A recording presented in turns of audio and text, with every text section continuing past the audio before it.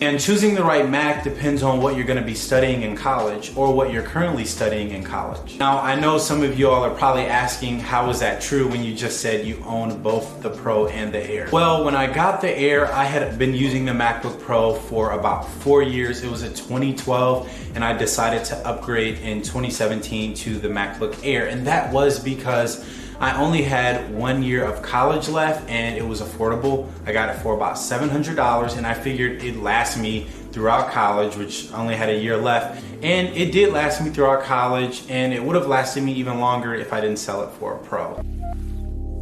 I should have just started off by saying that both laptop options are great, and Apple prides themselves on making premium laptops that last, are durable, and just work out of the box. Now, which laptop should you buy? The Air?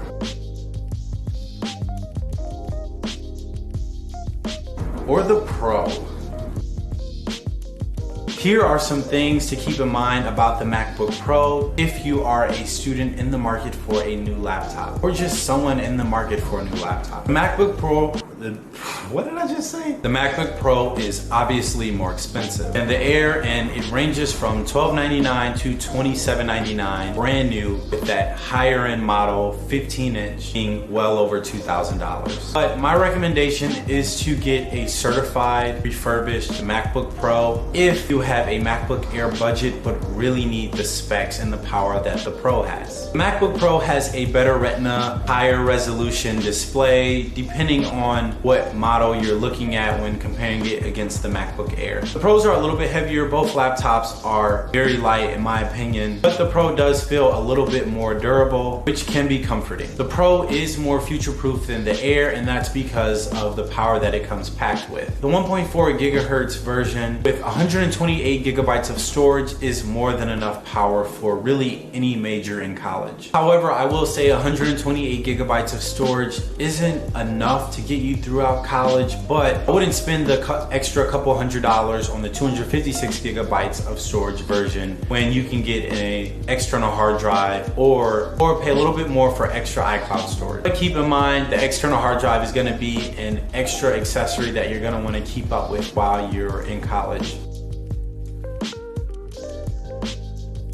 I wouldn't recommend getting the pre-2018 model, and that's because the older models have a processor from 2014. Like, I was in high school in 2014. So that's the main reason why I wouldn't recommend getting the older model unless you are someone who's just looking for a laptop to browse the web and maybe write some papers with, and you could care less about it being future-proof, and you find an amazing deal for it. MacBook Air comes with a 13-inch, 1.6 gigahertz 8th generation processor. Earlier I mentioned that the MacBook Pros have a 1.4 gigahertz processor, and it may seem like that the MacBook Airs are more powerful because the processor number is bigger, but the MacBook Pros have a quad-core processor while the MacBook Airs have a dual-core processor. So 4 1.4 gigahertz processors are better than 2 1.6 gigahertz processors. I will say for students who are mostly surfing the web, writing essays, doing research, and are looking for a laptop that will last them throughout college, I definitely will recommend this model. I definitely think that this model will be a great fit for you. Similar to the Pro, there are 2 USB-C ports and a headphone jack. And if you're in love with this model, you can get it with 16 gigabytes of RAM, but I've never heard of anyone doing that. They typically just upgrade to the Pro if they want to spend the extra cash for a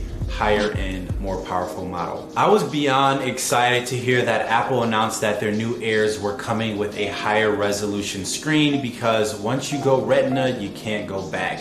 And you're still spending a good amount of money for a laptop, so you'd at least expect it to have a high-end display, so I'm happy that Apple added that to the newer model. Due to the shape of the MacBook Air being wedge-shaped, it is 0.22 kilograms less than the MacBook Pro. So those are the specs for both the MacBook Air and MacBook Pro. I had the MacBook Pro for 3 years in college, and I got the lower end model. I only had one issue with it, and another thing that I just love about Apple is the customer service experience that you get, and just being able to drive to the Apple store. So I was able to get my laptop fixed for a deductible of $250 and it was working perfectly fine, and I even got a new display.